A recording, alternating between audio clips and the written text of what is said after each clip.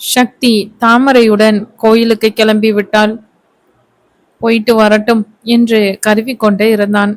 கணினியில் மேல் செக் செய்யும்போது அந்த டீலிங் முடிந்ததற்கு வாழ்த்துக்கள் என்ற இமெயில் பார்த்து குழம்பினான். இது சக்தி வேலைதான் என்று கண்டுபிடித்தான். அவன் கோட் செய்ததற்கு மேலே 10% சரி என்று கூறிவிட்டார்களே. அவர்களிடம் பேச எத்தனை விதமாக தயார் செய்து வைத்திருந்தேன். இவளுக்கு அதில் பாதி கூட தெரியாதுன்னு நினைத்தேனே. அழகா முடித்து விட்டாலே சின்னு என்று அவளை ஆசையாக கொஞ்சினான். நல்ல வேளை திட்டவில்லை என்று அவளை மனதில் பாராட்டினான். இங்கே எல்லாம் சரியாகும் வேளையில் அனிதா அவள் வேலையை அங்கு சென்னையில் இருந்து தொடங்கினாள். ரிஷி அலுவலகத்தில் வலிசில் மன்னனாக இருக்கும் ரவியை பணத்தாசை காட்டி கையில் போட்டுக்கொண்டாள். நான் சொல்லும் வேலையை சொன்ன நேரத்தில் செய்தால் போதும் என்று அவனை கைப்பாவையாக மாற்றினான். ஒருத்தரை மட்டும் நம்பினால் வேலை ஆகாது என்று அவளும் களத்தில் குதித்தாள். அவர்கள் அலுவலக அறையில் சக்தி ரிஷியிடம் நந்தோ, ரிஷி, ரிஷி நந்தா என்று அழைத்தாள். அவள் பேச்சு கேட்காதது போல காப்பி குடித்து கொண்டு மும்முரமாக வேலையை தொடர்ந்தான். அடே ரிஷி நந்தா, ரிஷி கூப்பிடுற, உன் காதில் விழுகுதா பாரு, காதில் பஞ்சா வைத்திருக்கிறாய். அவள் அப்படி சொன்னவுடன் அவன் குடித்து கொண்டிருந்த காப்பி புற ஏறியது. அவளிடம் சக்தி, என்ன நம்ம ரூமில் எப்படி வேண்டுமென்றாலும் கூப்பிடு, இங்க ஆபீஸ் நந்து மட்டும் போதும். அடே அடைமொழியே கட் செய்திடு தங்கம், வேலை செய்பவர்கள் முன்னாடி அப்படியெல்லாம் கூப்பிட்டு வைக்க போற? சச்ச, அவங்க முன்னால் ஏன் அப்படி கூப்பிட போற? சக்தி எட்ட நின்றே பேசுவதை பார்த்து கோபம் கொண்டு, சொல்ல வந்த விஷயத்த சொல்லிவிட்டு நீ கிளம்பலாம். நான் இந்த வாரம் ஊருக்கு போகலாம் என்று இருக்கிறேன் நந்து. ஒரு வாரம் போயிட்டு வரட்டா? என் தோழி பிரியா கல்யாணம் வருது. மனதில் அப்படியே அப்பாவிடம் பேசணும் என்று சொல்லி முடிப்பதற்குள் நினைச்சேன், இந்த பட்டிக்காட்டுல எத்தனை நாள் தாக்கு பிடிக்க போறேன் என்று. உங்களால் எல்லாம் இங்க இருக்க முடியுமா? முடியாது. உங்களுக்கு எல்லாம் மாடர்ன் வாழ்க்கை தான் பிடிக்குது. உங்களை சொல்லி குத்தம் இல்லை. எக்ஸ்பிரஸ் அவென்யூ மாலும் போனிக்ஸ் மாலும் கையில் கிரெடிட் கார்டும் கொண்டு காரில் வலம் வந்து அதை தேய்த்து உங்க இஷ்டத்துக்கு செலவு செய்யணும். சத்தியம் சினிமாவில் ஒரு வாரத்துக்கு 4 படம் பார்க்க நல்ல ஸ்டார் ஹோட்டலா சுத்தணும். இங்க ஊர் சுத்த என்ன இருக்கு? இந்த பட்டிக்காட்டில் வந்து மாட்டிக்கிட்டு முழிக்கிறாய்.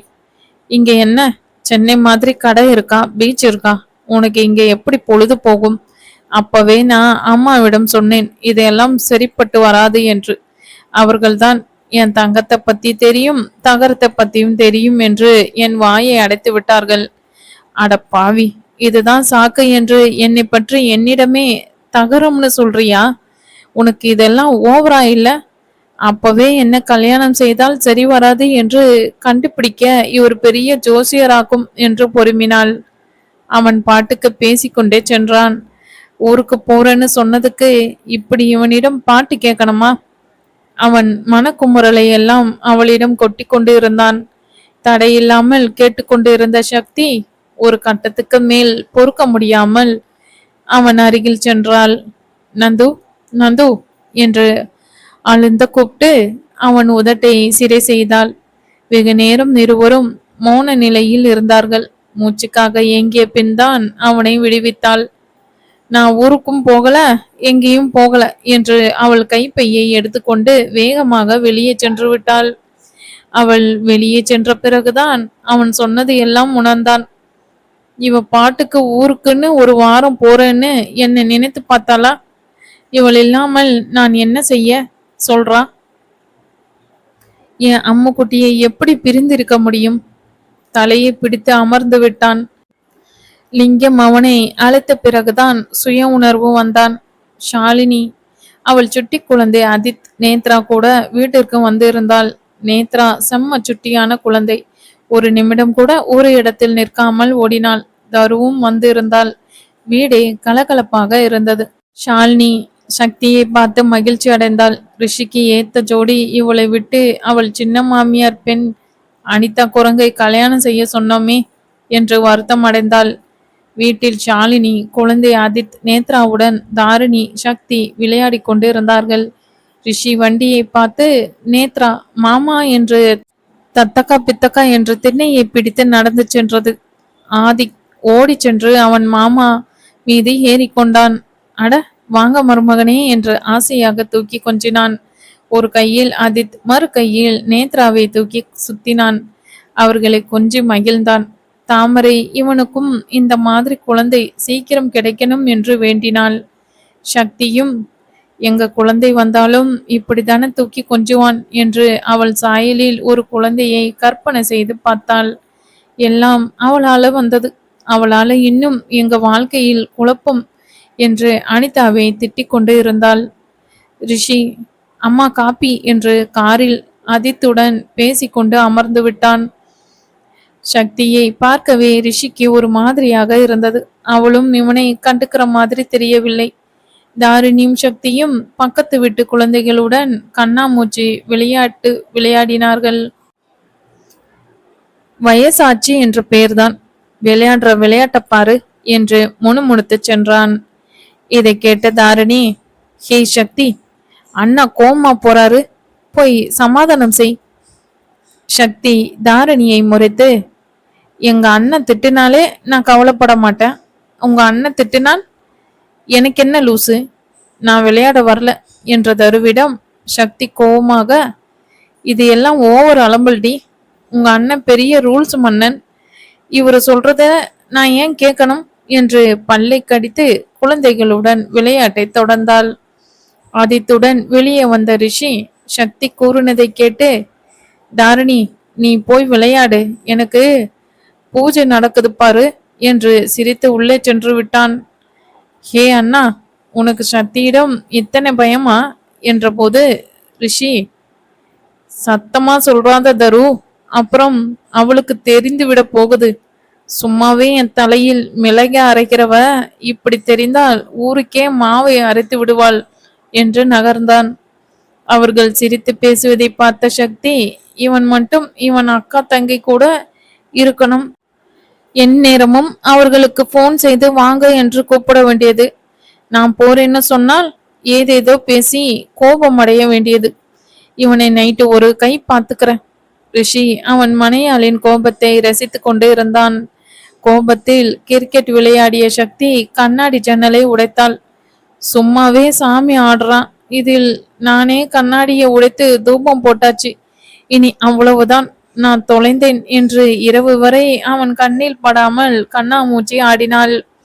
இரவில் ரிஷி சக்திக்காக அவர்கள் அறையில் காத்து கொண்டு இருந்தான். சக்தி என்று கீழே உள்ள அறையில் குழந்தைகளுடனே படுத்து கொண்டாள்.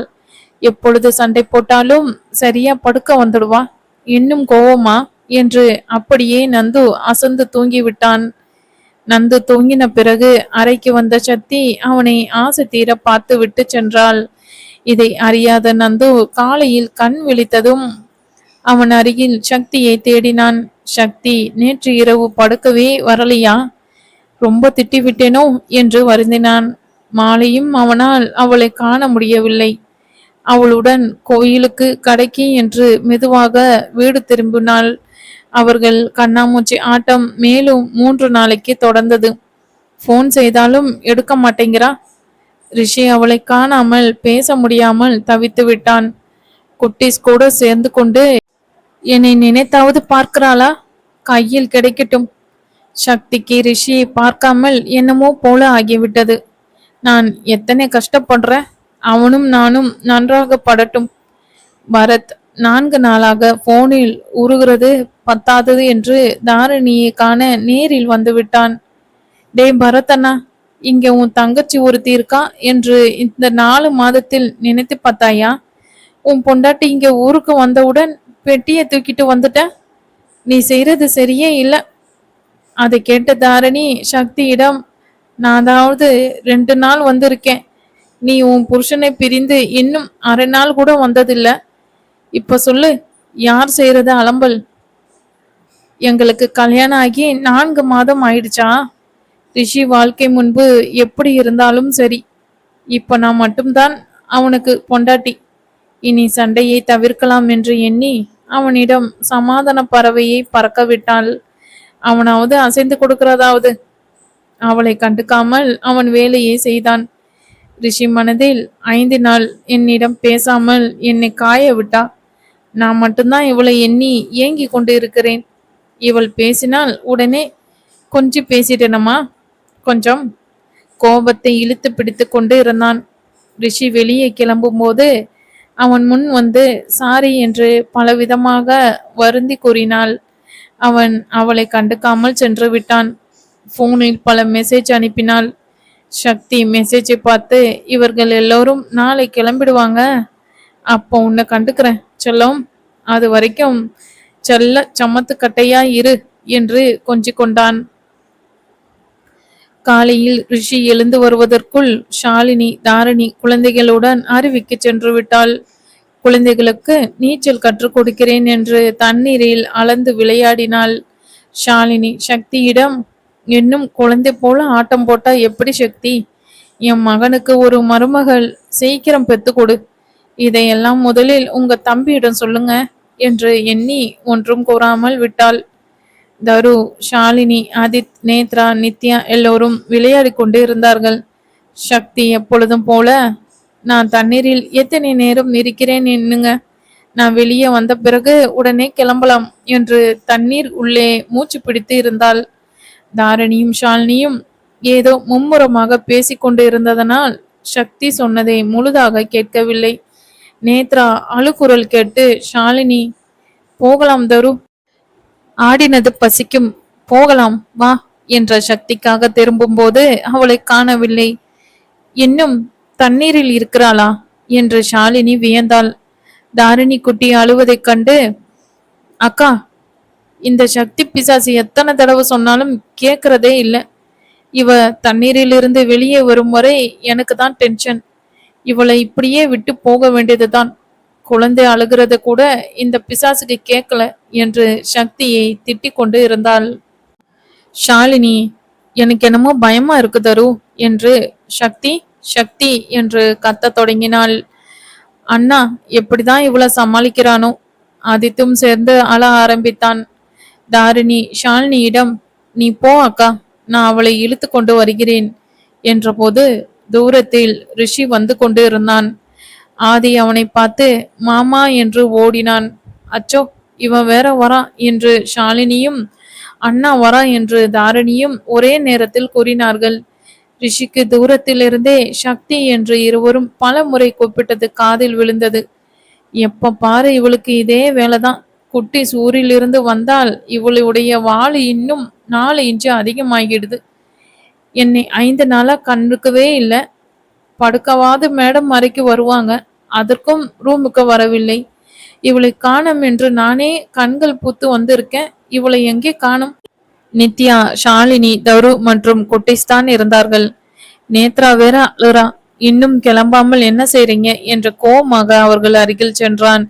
ரிஷி கோவமாக, மணியானா வீட்டுக்கு வரணும்னு தெரியாது, குழந்தைகள் பசிக்க அழுவாங்க என்று அம்மா அனுப்புனாங்க, சரியா அதே போல குட்டிஸ் அழுகை, போகலாமா என்று அவன் மனையாளை கண்கள் தேடியபடியே கேட்டான்.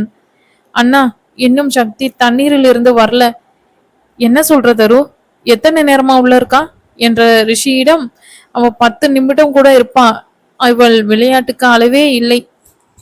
குரல் கொடுத்து பார்க்கிறோம், வெளியே வராமல் அலம்பல் செய்றா. எப்பொழுதும் இவளிடம் இதே தொல்லதான் என்று தரு சலித்து கொண்டாள். ரிஷிக்கு மனதில் ஏதோ சரியில்லை என்று பட்டது. சக்தி, வா போகலாம் என்று அவன் பலமுறை அழைத்தும் வெளியே வரல. உடனே தண்ணீரில் குதித்தான். அங்கே அவளை தேடியும் அவள் கிடைக்கவில்லை. அவள், அண்ணா, உள்ளதானா போனா, வெளியே வரவே இல்லை. இரு, ஒருவேளை எங்களை ஏமாத்த வீட்டுக்கு அந்த பக்கமா போயிட்டாலோ? இரு, அம்மாவை கேக்குறேன். வீட்டுக்கு அழைத்தவுடன் தாமரை, உங்களுக்கு எல்லாம் அறிவே இல்லை. மணி என்ன ஆச்சு? உங்க அண்ணனை அனுப்புனா அவனும் அங்கேயே இருக்கானா? ஷாலினி, சக்தி என்ன செய்றாங்க? இன்னும் 10 நிமிடத்தில் இருக்கணும் என்று மிரட்டி வைத்தாள். அவள் பேசி முடித்தவுடன் மறுபடியும் ரிஷி தண்ணீரில் குதித்தான். சக்தி, வந்துடுடி, எங்க போன? சீக்கிரம் என் கண் முன்னால் வா, என்னை தவிக்க விடாத. இவ வேலையா போச்சு என்று ரிஷி கலங்கியபடி தண்ணீரில் தேடினான். அண்ணா, எதற்கும் அந்த பக்கம் தேடலாம். அக்கா, நீ பசங்க கூட கார்ல போ, நாங்க சக்தியை கூட்டிட்டு வரோம். இல்ல என்ற ஷாலினியை ரிஷி முறைத்தவுடன் நகர்ந்தாள். அம்மாவிடம் வரோன்னு மட்டும் சொல்லு. வேகமா அந்த பக்கம் இருக்கும் அருவி அருகில் சென்றார்கள். சக்தி தண்ணீரில் மூழ்கி விளையாடி கொண்டு இருக்கும் போது அழகிய வெளிச்சம் அவளை துரத்தியது. சக்தி அதை தேடியபடி தண்ணீரில் அந்த வேர் பக்கம் சென்று விட்டாள். திடீரென்று அவள் கால்களை யாரோ பிடித்து இழுப்பது போல இருந்தது. அச்சோ, ஏதோ வேர் மாட்டிவிட்டது போல என்று அவள் கால்களை விடுவிக்க போராடினாள். கீழே குனிந்து கால்களை இழுக்கும்போது கூர்மையான கல் நெற்றியை ஒரு பதம் பார்த்தது. வலியால் துடித்து விட்டாள். தண்ணீரில் ரொம்ப நேரம் இருக்கவும் முடியாமல் கால்களை இழுக்கவும் முடியாமல் போராடினாள். மூச்சுக்காக தவித்தாள். போராடி தோற்றாள். அவள் கலங்க ஆரம்பித்து விட்டாள். என் நந்துவிடம் பேசி 5 நாள் ஆகிவிட்டது. எங்கே இனி அவனை நான் பார்க்கவே முடியாதோ என்று கலங்கினாள். உன்னை ரொம்ப படுத்திட்டேன் நந்து.